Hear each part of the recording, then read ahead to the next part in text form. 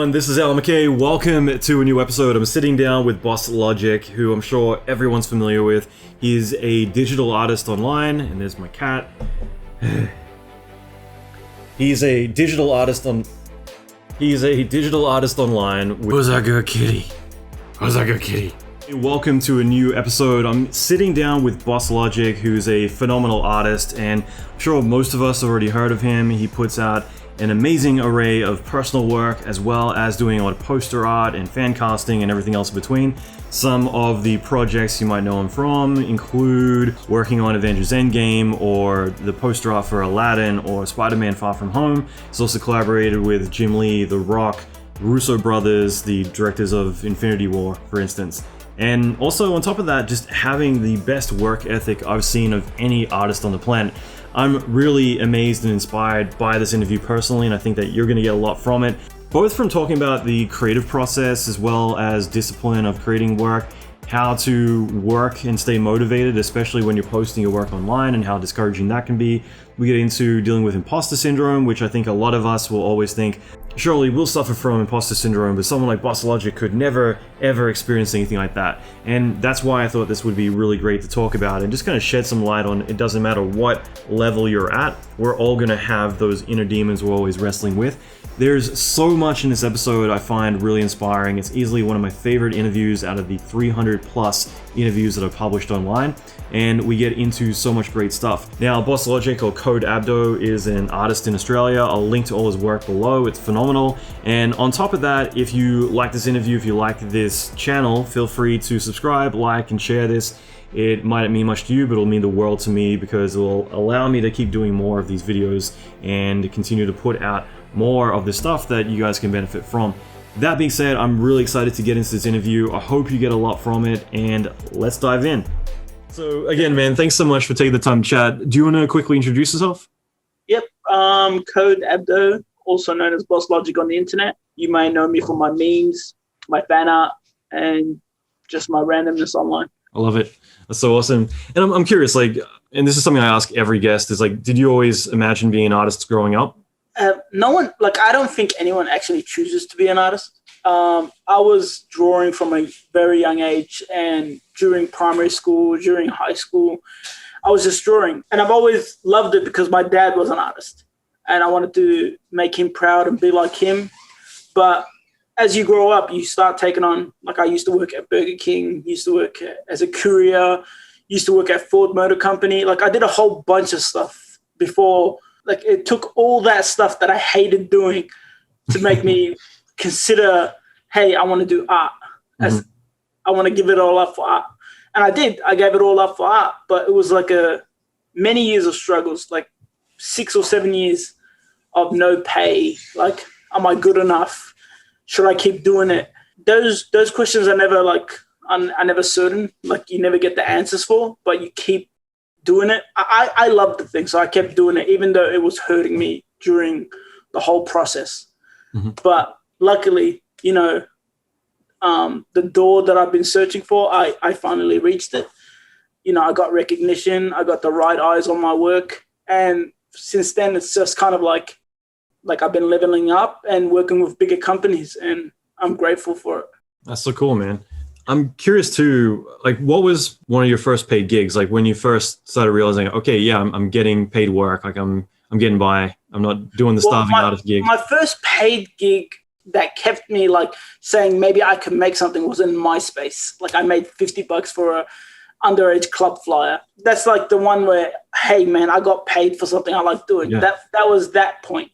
But the actual real good pay, that one where you say that you can make a living out of this, was probably in 2016. I did some official stuff for some production companies since then. Yeah, I was living off that for a month, and I'm like, if I can do just this once a month, I can live off this. And that's what kept inspiring me to look for that one gig.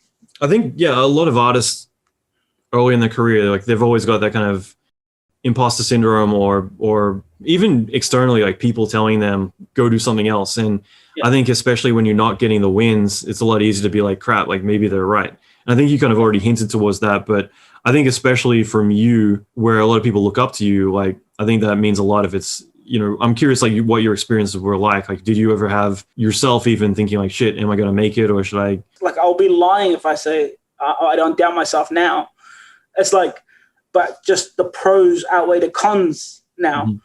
I wanted to quit 1,000,001 times. Like, when my career was starting moving a bit, I got approached by Nike and they wanted me to do a job and they loved my work, but they gave me a job that was way more than I can handle. Mm-hmm. I couldn't give them what they wanted. And I tried for days. Like, I would stay up for 18 hours creating the job. By the end of it, Nike gave me my paycheck, but they didn't want to go with the job because it wasn't what they were looking for. And after that point, I took a couple months off design. It's like, I'm not good enough for this industry. I'm not good enough for myself. And I literally got sick after that job. And I didn't want to do anything anymore.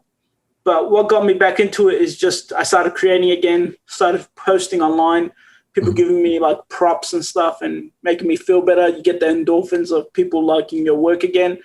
And from then I just kept getting better. But from that moment, I wanted to redeem myself with the Nike job. So I kept outdoing myself so I can, the next time I get a job, I crush it. That's what I needed to do. I needed to prove that to myself. Yeah. Yeah. It's like you get beat up once, so the next person I'm going to kill just to show them in business. That's exactly it. That's the process. But Nike was just one example. It's like, I've seen a lot of artists online that they do good work, but because they don't get recognition or get shared or anything, after a couple months, about a year later, or, you know, a couple years later, they just quit. It's like, what's the point of it? Yeah, no one's seeing my work. What's the point? Is that what you were doing it for? Are you doing it because someone to share it, someone to like it? Like, for me, thankfully, all that stuff has came to me, the likes, the shares, and, you know, the eyes on it. But for me, outdoing myself was the main purpose. Getting better, crushing what I did last year was my main purpose, even if it didn't get seen. I'd imagine you had like multiple kind of bursts of growth in your career, but like, yeah, I'm just curious, like, were there any kind of big moments in your career that were like, holy fuck, like now? Those are pretty big moments when a celebrity shares your work and you get recognition for it. But the moment that resonated with me is the Russo brothers. When the Russo brothers acknowledged my work and acknowledged me and followed me and wanted to meet up with me, that's when I figured that, like, hey, maybe I am good enough for this industry. And then I got to meet the Russos, Joe Russo, at his studio. And we talked shop. We talked about my work. We talked about my future. And from then, he actually linked me up to do a Disney gig for Endgame. And that's when everything's like, you know, started picking up from each angle, from each studio. That's so cool. And I'm laughing a second ago because you're basically saying, like, it wasn't until the Russo brothers said that your work's amazing that you felt like, oh, okay, cool, maybe I can make it. You know, it's like, way to set the bar really high. Yeah, that's the thing. It's like some will tell you no, but I think all artists doubt themselves. For sure. Because that's why we try to top ourselves. We try to be better on the next project because our last project wasn't good enough. So it's always doubting ourselves. And to get to a point where people you look up to, like the Russos, saying your work is amazing, you're phenomenal, and you can make it in this industry, like, you know, blindfolded, kind of picks you up. It kind of puts a checkpoint of where you are. Like, this is your checkpoint, and you keep building off this point. You're never going to be below it anymore. That's what I kind of took away from that. So I mentioned this earlier, but you growing up, I'm just curious because, again, like, I read that story. It was like an Instagram post once where you kind of shared a bit about why you draw and who you are. And yeah, I, for whatever reason, like, that really hit home. It's just like, fuck yeah, like, I love this dude for sharing that, because before it's like, okay, this guy is a badass gangster artist. That's just something that really resonated for me, and I'm sure it does for so many other people.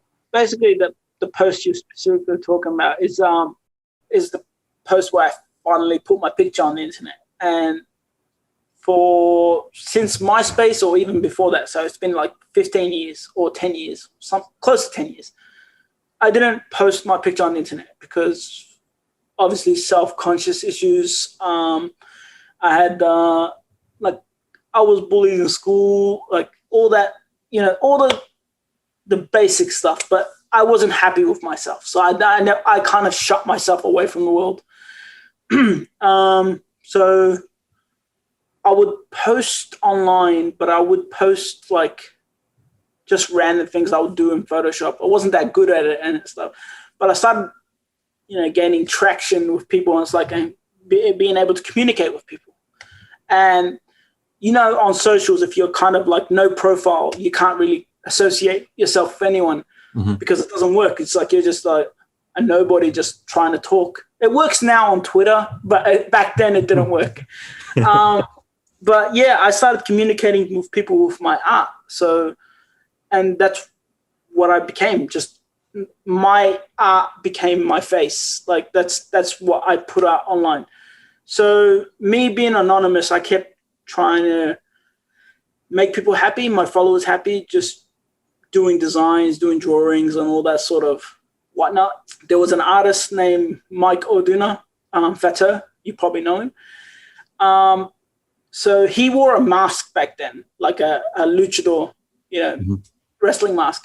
And I found that so awesome. So, and I wanted to be everything like him because I respected him so much back then. So I kind of created this whole persona where it doesn't show my face. It's like an entity, but it doesn't show my face. So I'm kind of like a mask as well. So that's what I became, Bosslogic, and just created art on and on and on. And that's how I became popular within my scene. But I was never happy. No one knew who I was. Like Australia didn't know who I was. Like where I'm from didn't even care or know who I was because I never showed it. I never went out to cons. I never went out. I basically stayed in the structure of my room growing up in this art world. It looked like I was happy online, but I wasn't at all. And it wasn't till like this whole Russo gigs, the whole Russo looking at my work and stuff and going to America and wanting to see them and going to cons there.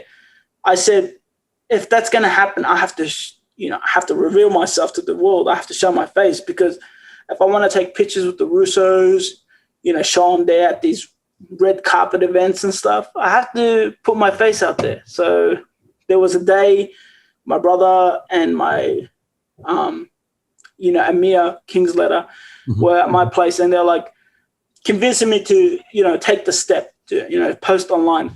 And literally I remember the day because I was on that post. We'd done the whole write-up and all that.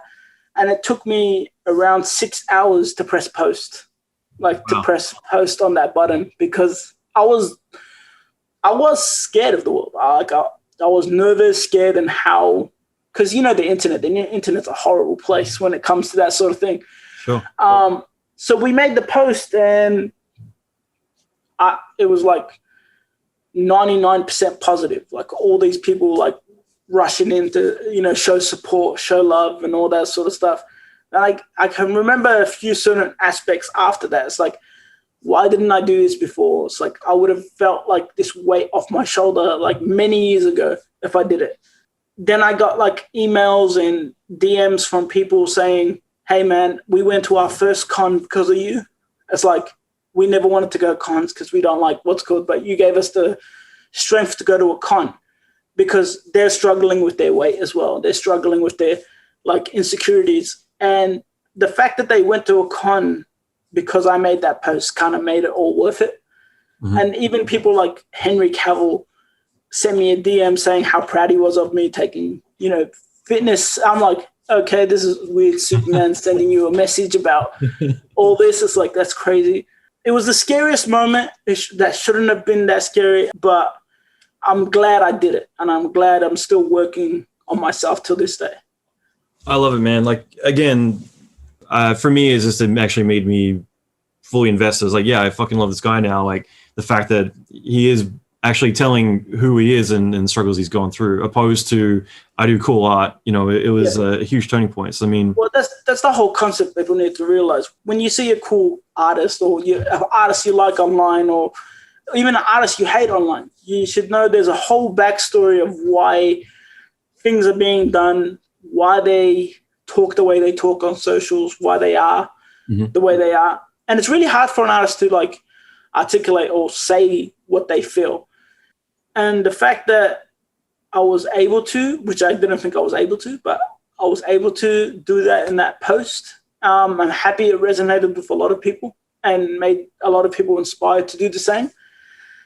It doesn't even have to be an artist. Like, some people are going through shit. Like, they could be going through shit and you don't know. So just be wary of that when you like take aim at people. Yeah, I think it's brilliant advice. The premiere, like, what was that experience like?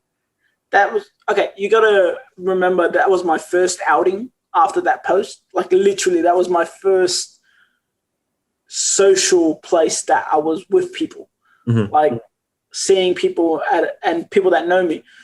So it was kind of overwhelming that I was in a theater with everyone that was in the Endgame movie. Like, absolutely everyone that was in that movie was in the same theater as I was. Like, I was like literally 20 seats away from Robert Downey Jr. and all those people. So that was a great experience, like seeing the movie and getting claps and, you know, laughter and cheering with everyone that worked on the movie. So that's something for the books for me. But after the movie finished, I went to the after party and I got to talk to many of the stars and mingled with a whole bunch of people. And it's crazy surreal being in a room with, like, everywhere you turn is someone you've seen on TV. It's like, do you go shake their hands? Do you go say hi? Is it weird? So we were just random, me and my crew, just like standing in like some corner, just like drinking, like, I don't know what the hell we were drinking at the time, but we're just like, we looked awkward as fuck, basically. But it was a great night. It's something that I still remember now. That's so awesome, man. Yeah, I mean, especially that movie, it has such an iconic place in movie history. Yeah.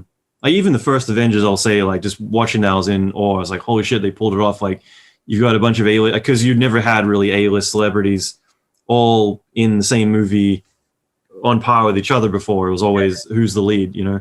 Yeah.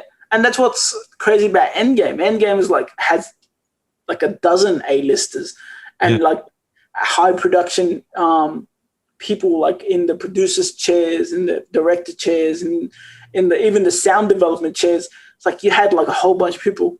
And then you had other famous sports stars and stuff that were at the premiere. It's like, you don't know who to say hi to. It's like every person you got to say hi to, you want to like a photo opt. And I don't want to do that. I'm not that type of person. Obviously, you worked on a lot of killer projects. What was your experience like on Far From Home? Far From Home. I loved Far From Home because it was like, when I deal with Spider-Man, it's kind of like an easy gig. You kind of know what the audience want when you're working with Spider-Man. It's like, do something fun, do something centered around him, do something that will bring attention to like the whole Spider-Verse sort of thing.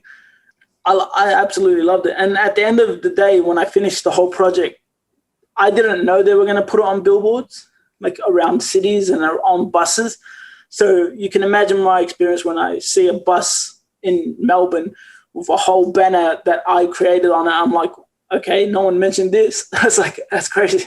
The first ever like big commercial project I ever did was some stupid lollipop or ice cream commercial or something where I was like printed on a bus in Sydney, and I got to see my work on a bus in Sydney. And I was just like really let down because it was a stupid, ice cream or something. But I was like, there's my stuff. But I'd imagine like Spider-Man might be That's big. exactly it, man. It's like you're standing next to the bus and you're looking at a random person. I did that. And it's like, they mean, like, what do you mean? It's like, I created that. It's like, you created Spider-Man? No. Let me get, okay, I can't explain. I'm blown away at, like, obviously you'll pick topics that are very trending for personal work, and something relevant comes up, you're instantly there. But like, not only are you posting something that looks amazing, but creatively it's just fucking genius. It's like, holy shit. Like, how do you typically pick things, and how the fuck do you come up with like brilliant ideas around them so quickly? Sometimes it's luck because the thing that pops up or the news that pops up is something I like or resonate with, and I can quickly come up with something creative that will like spark conversation or topic. I've been doing that for a while. It's like I love puns. I love creating something from a wordplay or something. If that sort of something is connected to another thing that's relevant, I kind of mash them together. And that's where it comes from, really. I've done so many like crossovers and puns and jokes about things. It's like when I see something like, I'll give you the most recent example. It wasn't even a pun, but Daft Punk, when they quit, called it quit. All I saw in my head is their helmets look, if they put them side by side, kind of look like love hearts. So I kind of done their helmets facing downwards, and I kind of warped them a bit so it can look like a heart. But their helmet at the bottom of it kind of looks like a broken, like when they put them together, it kind of looks broken. So it's kind of a broken heart. And that's what I put up as them broke, like it's broken hearted, like they left, they quit the scene. And I wanted to post something really good for them, and I didn't have the time. So I thought something creative and something that is heartfelt that I can create in 10 minutes would be much better. So I created that in 10 minutes. For you, the work that you post, let's say on your Instagram, like how much of that is professional work versus personal work? I say 90% of it is like for fun and your entertainment, and real work is probably 10%. Got it. Yeah. Which I want to do more real work and show you more of my real work, but I feel like socials is like you go there, I go there. We want to escape from the real world and enjoy ourselves. That's what I kind of cater to. You now had an excuse to create a secondary account to have more creative freedom to do something outside of the context of what you typically do. If you just want to walk through the whole Jimmy Fallon, Jake Gyllenhaal deal. That whole day was weird as hell. I think I was working on Spider-Man pieces back then, the official ones. But yeah, then I get like a text message from my niece, and then a whole bunch of people calling me. It's like, you're on Jimmy Fallon. I'm like, no, I'm not. I'm here. I'm at my house. And it's like, then I turned it on. I watched the clip, and I saw Jake Gyllenhaal present the meme, or Jimmy Fallon presented the meme, and then there's a whole back and forth of Bosslogic and getting my name wrong and all that sort of stuff. And it got to the point where it's like, fuck, that's crazy. It's like everyone's like searching me up on Twitter, searching me on Instagram. I'm like, I'm gonna use this opportunity to create another account. So why not? I'll create another account and go from there. So I did. I created the Bosslogic account. It's like a dark air account. I wanted to know what content I should put out there, and I realized that I do a lot of dark work because I don't want to be edgy or anything, but it's like I like dark work. I like it brings out more emotional side, more of a side that speaks to people and takes them to a whole different scape than fan art and stuff. And I've always wanted to do it, but if I posted that sort of art on my page, on my original page, always people ask me, are you okay? Is something wrong? Do you need to speak? And I'm like, that's not the case. I'm not on the point or the brink of harming myself. That's not the point of this art. This art is to spark different emotions, fear, like sadness and all that sort of stuff. But yeah, I figured I can do that on the Bosslogic page, and I got more serious with it. Now it's called Subject B, or that's what it was supposed to be called, but it's called Suspect now. Mm-hmm. So it's kind of the suspect side of Bosslogic. Yeah, and I'm still working on it, and I've actually created, like, I don't know if you've seen my character I've created for Bosslogic, the one with the arm comes out, a Wacom. Mm-hmm. Well, yeah, there's that piece and stuff, but I've also created a suspect side version, and yeah, and we're doing a whole storyline with it. So a big thing was created from that one talk show. I was excited about that because I just felt like it's kind of what you said. In a lot of ways, there's like a set expectation of consistency of this is the stuff that you post, and in a way, like having that secondary account, more work, but it was to me, it looked like, yeah, this is a chance for you to explore a whole different thing that you probably wouldn't get to explore otherwise. I like that the fans resonated with it, as in, like, it's not just another page where you just dump more stuff. It's like you have to play the whole persona, like, with it. It's like always be dark. always use less colors, use less saturation, all that sort of stuff. Yeah. You're kind of practicing a different style of art, which is dope, I think, because it helps you in your normal, with your other side of things. Yeah. Bosslogic, I mean, do you see that as an alter ego in a lot of ways? I mean, going back to what you talked about earlier with the anonymity earlier on, and I'm always proud of myself when I managed to actually nail that word. I'm always fascinated with the idea of alter ego. I mean, a good example, if you read up about Beyonce, she's like this quiet church girl, but she created in her mind Sasha Fierce, which was this personality that she would embrace when she goes on stage. So it's not her, it's this other persona that she embraces. Yeah, I would say that, because I'm Kode. Like, that's, everyone knows that now. But the Bosslogic stage, like when I didn't have a face online, I was kind of like, again, I was fearless. I was do whatever I want, create whatever I want, say whatever I want. I wasn't an asshole. Like, I wouldn't go into politics and, shit on anyone's like work or anything, but I felt comfortable because I was someone else. Yeah. I guess like one or two last questions. One, I'm just kind of curious, like what your typical day is like. I mean, I assume you don't get much sleep because you're a workaholic, but walk us through like a regular day for you. Okay, it's kind of changed now after like work has gotten hectic and stuff. But my usual day is like I wake up about 9 and get up, have breakfast, and just start working on projects that I have with clients while checking my Twitter feed and seeing if anything's viral. And if something pumps up, it's like I'm in Photoshop. I'm like, okay, I'll create this thing in like 5-10 minutes, post it online, and that's it. That's my quota for the day. Like that's my traction for the day. You can have fun on that. But some days, like DC will release something, then Marvel will release something, and it's like, okay, that's a double shot. I can create two things. But yeah, so basically my work is doing client work, but I always have my side eye on socials to see if anything's happening. And then I create stuff for myself. I kind of try to do like a 9 to 5 now. I stop at 5 o'clock, but that never works out for artists. You keep working. I'm trying to get like better sleep these days, but that also never works out. I end up sleeping like at 3 or 4 a.m. and just rinse, repeat, man. I wake up at 9 again and do the same thing. But the thing that's changed now is my world is all Zoom calls, like and phone calls with clients, and like everyone that I talk with is from LA. So they're like, hey, can you wake up at 6 a.m. in your morning and let's talk on Zoom? I'm like, please let me sleep. I just want to sleep.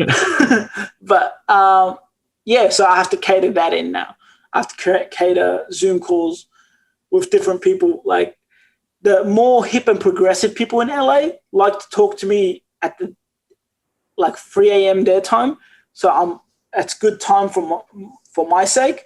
But then I have to spread out the times from the mornings and nights. So I don't even know how to space them out. I need a secretary, man. Dude, what the hell? I mean, so is it mainly like, is it entirely just you, or do you have other people you're working with? I have a team. I have a team in New York, but they're my concept artists. They're my basically all relations and big jobs in the States. I work through them with that stuff. But I need a secretary for this side of the world. Dude, yeah. I mean, again, the more you have team around you, I mean, it doesn't need to be a big one, but it just means that you're able to focus on the things that you got to focus on, like a life changer. Like, I don't know if you have it. I don't know if it's just me, but I literally nowadays, I get anxiety from emails. Like, I don't go to my emails. Like, I look at them and I'm like, I'm scared to reply or open them. It's like, because if I reply or open them, that opens another sort of, I need to work or I need to set a time. So I kind of get like pressure on my chest not to open emails. And I feel bad because I need to reply to these people. I need to reply to these DMs. And I feel really bad that it's literally in my head. Like I hear voices in my head, don't do it. Don't open them. I'm like, I find it fucked up. My assistant who also produces the podcast, like she helps me with all my email. And So she'll probably laugh at that because I'm the worst person on the planet when even my taxes right now, my accountant's been emailing me for 2 weeks. Like, can you just say yes, like, approve this thing and sign it? And yeah, I'm the worst because like whenever I open my email, it's like what new projects are coming in that I've either got to say yes or no to and I'm burdened with. And yeah, I'm notorious about that. The one thing though that's worked out really well is that I've got someone who handles like any course stuff, like things like that, helps out with support there. But on the weekends, any emails I don't reply to, which is pretty much all of them these days, then those ones will kind of get built into like a big summary. So my assistant helps me with that, putting into like a big email saying, here are all the emails, here's what they're about. You need to reply to these. And the idea was that then I'd go and reply to them, but I don't. So now we have Monday 5 p.m. meetings where I still have Monday to reply and I don't. So now we'll reply together. And that ends up being that she'll probably reply to most of them. And I'll say, no, I need to reply to these because it needs to come from me. And then I don't reply. So I completely sympathize with you. And this, to me, applies to everything. It's the things that you're not good at, you either set the goal of getting better at, or you delegate to someone else who's really good at that. And it means that you can focus on the things that otherwise you would be bottlenecking everything with. In other words, if I don't reply, eventually that becomes a problem. But having someone else who's got my back means that things keep moving forward. Yeah, that's what I need to put in my head, because it's kind of shocking. Like yesterday, I set an hour aside so I can reply to emails. And I'm like, I do it every day. There's an hour. I'm going to reply. I look at my emails and I feel like this wave of pressure just looking at the emails. I'm like, yeah, fuck that. I can't do it. I feel you, man. I feel you. So I'm always intrigued when it comes to opportunity costs, because I think a lot of people are going to be like, I just want a job. I just want a job. For certain people, it's going to be, there's a lot of opportunity. How do you pick and choose like what jobs you want to work on? Obviously, a lot of people that are listening to this are going to pick a job where it pays a lot. Regardless of what it is, they're going to pick it because it pays a lot. That's a given. Like, you want to get paid. But for me, picking jobs these days is I want to have fun doing it. When I share it, it's organic. I can show my true feelings of how I felt working on it. When I share it, it's like it doesn't seem like a paid ad, like a paid promotion. There was a job for a cigar company. They offered me a lot of money to work on it, but it wasn't me. I don't advocate cigars. I don't smoke them. I have nothing to do with them. So me creating that just because for the money, how do I promote it? How do I promote that I made this? Like, or show people that I made this? So I passed on it. So I pick and choose what I can resonate with, what I can deal with, what I can see myself helping as a project. If I wasn't the artist, I would be the one pitching it. That's how I pick my jobs. Something I'm always proud of and proud to put in my portfolio. It's cool. I like that. It's kind of, it doesn't align with your brand, but it also doesn't align with your ethics. Yeah, that's basically it. It's like even like just throwing out there like, or diaper box design or something like that. It doesn't resonate with you. It doesn't matter how much it pays. It's just weird that you did that. Yeah, I've seen a lot of artists online that they do good work, but because they don't get recognition or get shared or anything, after a couple months, about a year later, or a couple years later, they just quit. It's like, what's the point of it? Yeah, no one's seeing my work. What's the point? Is that what you were doing it for? Is you doing it because someone to share it, someone to like it? Like, for me, thankfully, all that stuff has came to me, the likes, the shares, and, the eyes on it. For me, outdoing myself was the main purpose. Getting better, crushing what I did last year was my main purpose, even if it didn't get seen. I like Beeple's philosophy of like, he doesn't read the comments. He puts them up there, lets people talk about it, but he's doing it for himself. And I think that's the exactly right I talk to him. I talk to people like during the thing. I'm like, what do you do with your comments? Like, how do you see the people saying the shit they say? And he's like, I never look at my comments. I post up and that's it. I move my, along the way.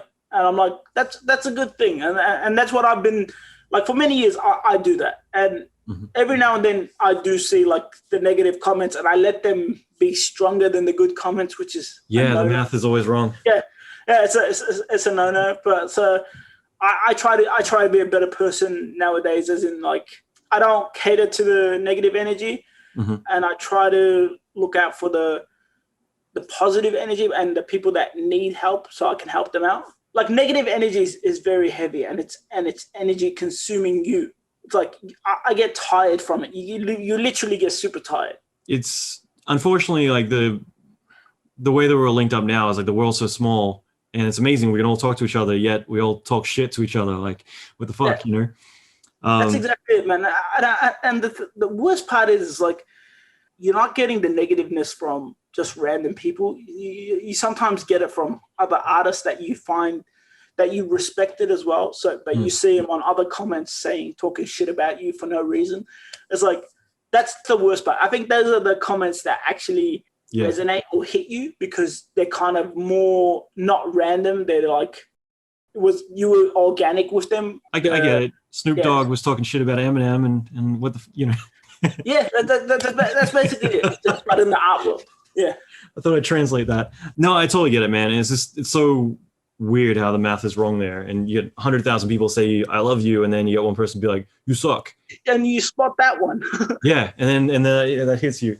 Having you at like the highest caliber, I think that for a lot of artists, hearing that you do kind of wrestle with imposter syndrome or you doubt yourself, like I think a lot of people are going to doubt themselves, but when they realize that other people have that too, it makes them think like, okay, fuck, like I'm not alone in this.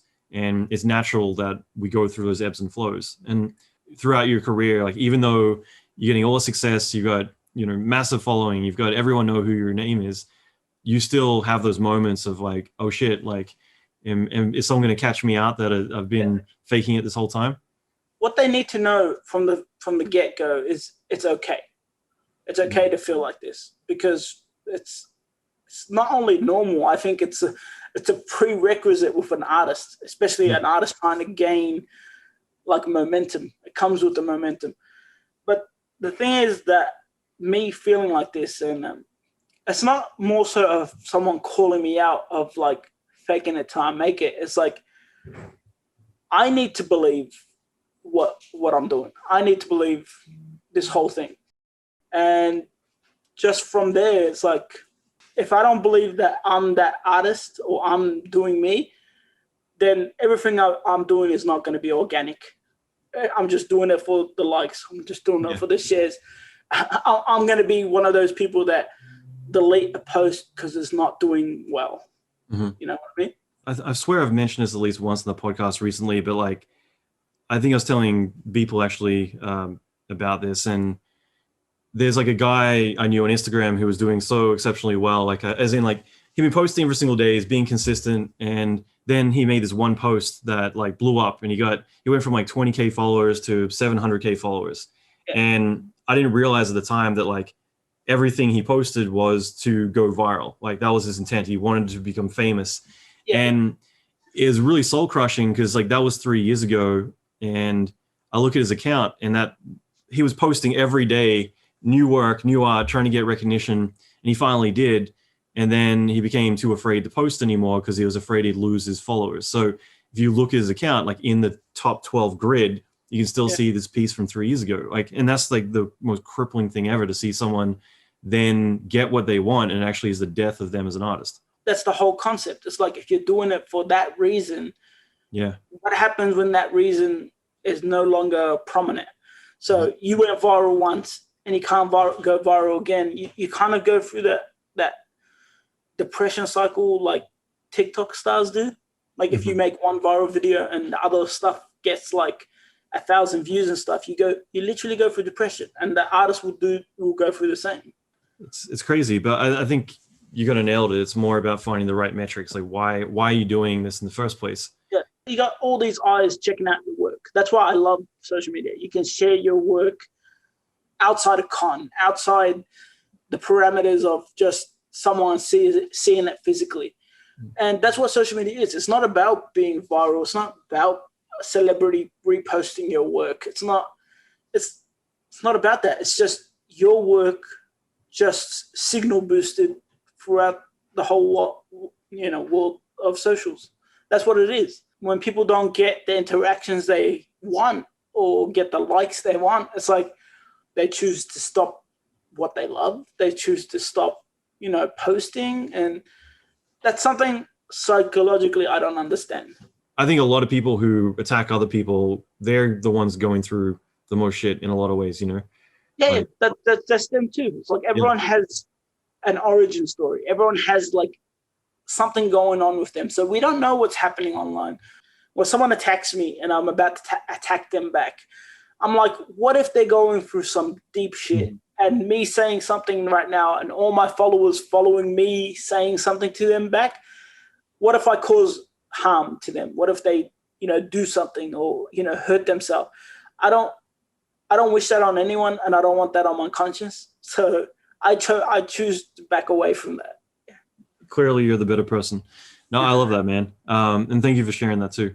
I'm kind of curious because it's kind of funny the last couple of days, I keep having conversations about music and how much that plays into art. Like for you, do you find what music you're listening to or what you're surrounded with? I can't design or do art without music. Mm-hmm. If I'm on my computer and there's no music, I can't produce. When I'm doing even dark work, I'm probably listening to some happy hip hop stuff or something. It's like I just got my YouTube playlist or my Spotify playlist, just a whole bunch of random. It goes from country to rock to hip hop to R&B to rap it goes for everything. I love it. That's so cool. I watched this 55-second clip this morning on YouTube where it was this government footage released of this experiment. They got a bunch of artists to come in and take LSD back in the 60s. Yeah. And it was funny because 30 minutes in, they were doing sketches of people's faces and they were very detailed, very accurate. Yeah. But the shit at 5.5 hours in, it was just that is art. I would fucking pay for that and put it on my wall. It was just phenomenal to see how they would go from accuracy to different and then to just stuff that was just I can't believe you're pencil sketching this phenomenal stuff. The perfect concept is Picasso. Picasso, when he was younger, he was drawing more realism. He was drawing life portraits and all that sort of stuff. Amazing skill, really well done. But when he started drawing more like a child, bad proportions, blocky shapes, that it's much easier to draw that sort of style. That's when he got popular. When you think of Picasso, you think of that shit. You don't think of his realism, and that's what it is. It's a style. It's that's the best thing about art. You're not constrained in a box of one person's opinion. Your only opinions is yourself, and make yourself happy with it. If everyone, rides along and likes it too, that's awesome. But do it for yourself. Art is an expression. If you're only drawing realism art because everyone draws realism art, it's what's the point? Yeah, you're essentially a photocopier. Yeah. I respect artists that can render real photography, they can redraw it. But I always ask myself, do you feel satisfied after you draw it? If there's the picture, there's your rendering, amazing skills. But imagine you used your rendering skills to create something that was in your head instead of a picture. That would resonate way more. Mm-hmm. That's what I think. Yeah. 100%. There are different skills, but you're right. I think that all those people, it's more maybe that they're scared to go off script in a lot of ways. Yeah. I've talked to one of my artists that's really good. One of my good friends that's an artist that does that sort of thing. He goes, without a blueprint next to me, my mind doesn't work. Mm-hmm. He doesn't know what to do. There's a saying, when you look at a blank canvas, for some artists, that is the scariest place in the world. Mm-hmm. Because a blank canvas, if you don't know what you're doing, it's really hard to do the first dot when you're drawing. Because if you don't know what you're doing, you're going in there making a mistake. And that is a real fear. The blank canvas is a real fear for artists. And that's why a lot of artists only do one drawing a month or one piece a year. There's that whole perceived value too. I was just talking about earlier today how let's say Banksy had a weekend in New York where he was selling his prints for $15. And no one knew who he was. So obviously they're like, oh, these are cool. Yeah. And it's the same thing with like famous violinists who would be booked out years ahead of time from Russia, who performed in like Grand Central Station and Yeah. made like $18 busking, whereas like people pay hundreds of thousands of dollars to book him for an event. Yeah. And there's that perceived value where when you're outside of the guise of, being Iron Man or whoever you are, they don't recognize you and they don't care. It's crazy. That's exactly it. Like I'm not the type that's saying like, oh my God, know me, or I'm upset. I don't really care about that. But that's exactly what you said. You're more valuable when they know who you are, even if they don't know who you are. But you got a name tag. I definitely experienced that. Like, it's kind of why I lived in the States, was because people are all in the same business here for a start. But on top of that, it feels like everywhere you go, like you go to an event and you get introduced to all these cool people. There's stuff going on and they value you. Whereas you're right. Like, you go back home, it's kind of disconnected. Everyone just needs to remain humble and do their thing and stay out of everyone's business. And it's always driven me nuts. Like, it drives me nuts. Yeah. Going back to San Diego Comic-Con, like in Australia, I would like do my print booth and I walk around and, to check out the other stores, buy a hat or some shit. But San Diego Comic-Con, like after the line, I took a break so I can go check out the other booths and other artists. I was getting stopped every like 2 minutes. Like, I'll come and take a photo. Oh, Bosslogic. Oh, this. I'm like, okay, I can't walk here. It's like, I have to go back because it took me to walk 300 meters to another booth. It took me like 50 minutes. And that was a crazy experience to me. I'm like, I kind of know where my name resides. It's in America. So when are you moving here? Hey man, it's like, I love America. I love going there on holidays, but I can't see myself moving there. I love Melbourne too much. Yeah, I always thought if I go back to Australia, it's probably going to be Melbourne these days. But again, I feel like what I do is nothing, but like, I don't tell people what I do back home. I don't even say I live in the States because I feel like there's such a tall poppy thing back there that even saying you live in the States, people feel like you're showing off or something, let alone like I work in film or anything. Again, they're just like, you're lying. Like, do you ever get anything like that? Like, exactly how it is because you're obviously Australian. But for me, like, I don't feel like my presence in Australia is two things. I don't think it's felt or respected enough because I feel my base is in the States.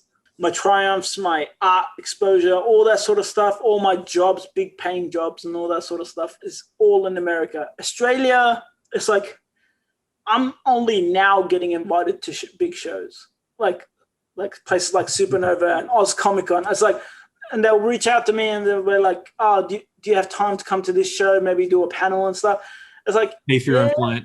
if you're not what's called, if you're not too busy, it's like, okay. Crazy. It's like that's the thing, and it's like I've been to cons. It's like on my own accord, like Supernova and that. And it's like I couldn't tell the difference until I went to San Diego Comic-Con. So I went to San Diego Comic-Con, I got a booth there, and I had a line of 250 people waiting to get a print or a signature or a photo. In Australia, I'll be lucky that people like know who I am.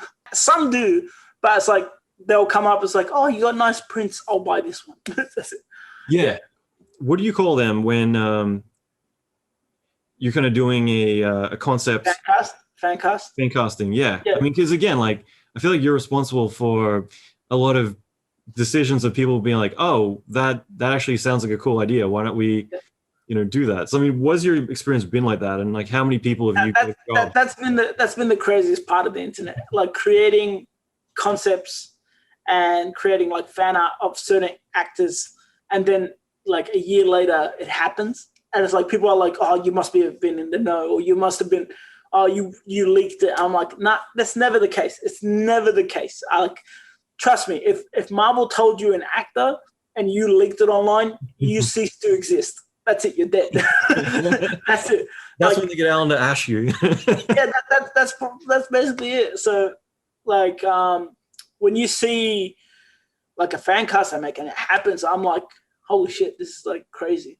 And I've seen it happen a couple times. Like I did Mahershala Ali Blade as one of the pics when there was like all the hype.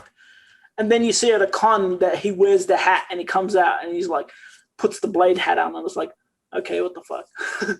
But how many of these do you think like people have actually been like, that's not a bad idea? I mean, again, like this isn't a new thing in terms of when people are looking, like let's say an EP or regular producers trying to cast someone, they usually are selling concept Photoshop work of what they'd look like. And in a way, you're creating that vehicle of like, here's what it would look like. That's what it is. Like I got like I didn't know much about the creative room in movies, like what happens behind the scenes, but I've kind of more versed into it now.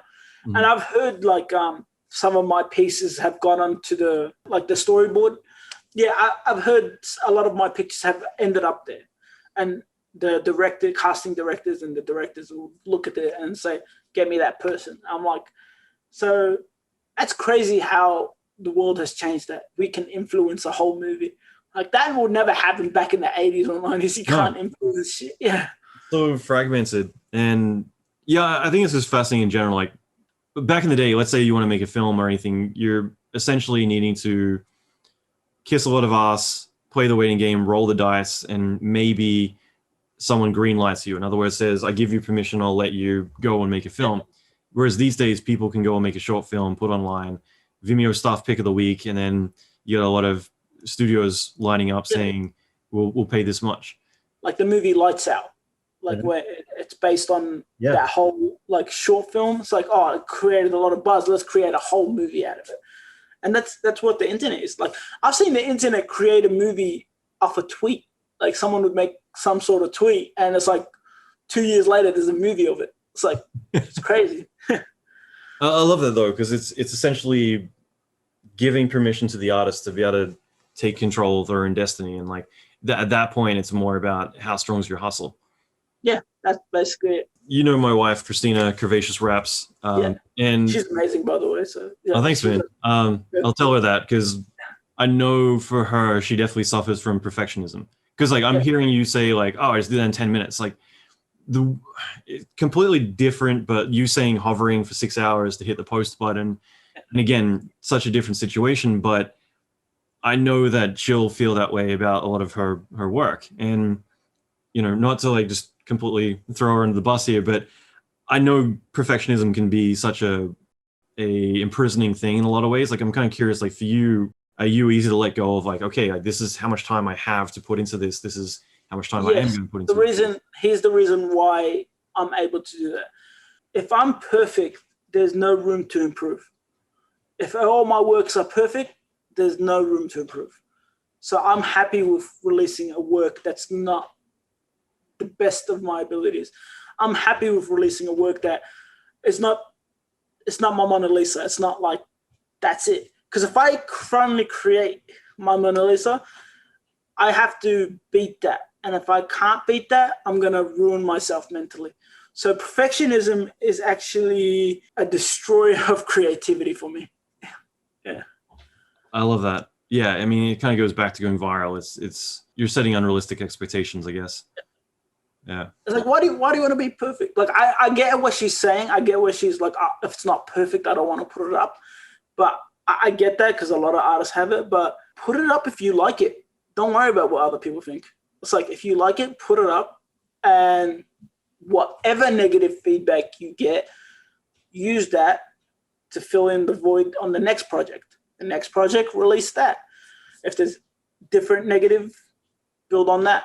It makes you better. It's like it builds you. Creativity is a muscle. So, I mean, the more you do it, the better you get. That's what it is. Like, seriously, the more creative you are, the less struggle you have to work with in skill-wise. If you have good skill, but you're very creative, you don't have to work as hard. Creativity, even at its simplest form, makes a major impact more than a technical thing you made in C4D with billions of polygons and all that sort of stuff, all that detail.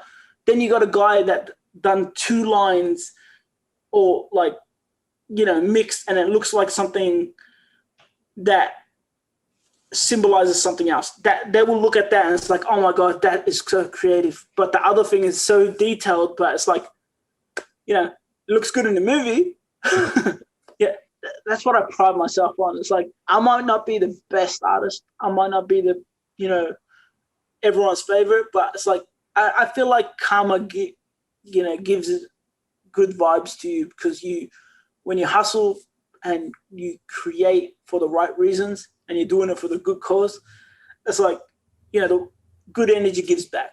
That's what I feel. Fuck yeah, I need that on a shirt. That's great, man. Like, I love that so much. What kind of stories can you share of, like, I'm just curious of people who've reached out to you that you've inspired? There's a lot, like the one I mentioned before, people going to cons because they saw me coming out of this box that I'm in. So they wanted to do the same, and they felt great. They felt like a burden's lifted off their shoulders. Then there's other people that I've seen, like artists. It's like their parents didn't like them pursuing art, but after they showed him me, and I'm from Syria, and I'm like I came from a poor background and all that sort of stuff, and I made it in art, and their parents like loved that story and they loved hearing that, so they let their kid do art. It's like, I had a 16-year-old kid reach out to me. He goes, "Can you speak to my mother?" And it's like his mother reached out to me, and I told her like the whole story. It's not going to be all peaches and stuff, but it's like, if your son loves that, let him do it, let him pursue. It's like the only thing you have to lose here is a future that you want for your kid, that you set out, that you think is safe, instead of one that he would love or enjoy. Or, if it's a mistake, let him make the mistake. It's like, just let him do it. This is just one of many. Like, I've talked to so many parents. There was a kid on Twitter. It's like, he does drawings. He's got autism, and he loves drawing, and he's like creating art, and his parents are showing it off. I wanted him to get into the digital world, so I helped him secure a Wacom so he can start doing digitally. And his parents did that. They got him it, and now he's doing artworks digitally. And it's like, that's what I feel good about. That's what I love to see. I love people growing in the art space. I love helping them out. The fact that I'm here and I'm not intentionally helping people, but me just doing what I love helps people, just means the world. Yeah. Fucking love that, man. Yeah. Fucking love that, man. Again, thank you for sharing all this. I mean, it's been so cool to chat about everything and get more insight into who you are. But again, like, just, I think it's just so obvious for everyone, like, where your heart is. It's not like, hey, I'm doing cool shit, making money, doing the stuff. It's, you really love what you do, and honestly, this has been fucking cool. So thank you. That's what it's about, man. At the end of the day, it's not about money. It's not about anything. It's just like, you're doing the thing you enjoy. And if people are enjoying what you're doing, like, at the same time, it's like, I feel like an entertainer, which is awesome online. So yeah, I'll keep doing this until I can, like, until I can't do it no more. So when my eyes give out or my hands give out, it's like, I'll still do it. I'll link to everything in the show notes. There's a given where to find you, but where can people go to find you online? Basically just search up Bosslogic on all platforms. You'll find me there. Beautiful. Awesome, man. Again, thank you so much. It's been awesome. Appreciate it, man. I've always wanted to talk to you, and I'm glad I got to sit down and do it. Okay, I hope you got a lot from this, and I want to thank Kode or Bosslogic for coming on the podcast. Hopefully we can do another one of these down the line if you're up for it, Kode. And again, this is just so cool. I hope you got a lot from this. I personally thought this was really inspiring, and I think a lot of us can benefit from the knowledge he's been putting out. So again, thank you, and I hope you enjoyed this, and feel free to share this. Feel free to subscribe. I'm going to be putting out daily content moving forward, and I'm sure there's going to be some stuff that you'll enjoy. Okay, thanks again for watching, and I'll be back next episode.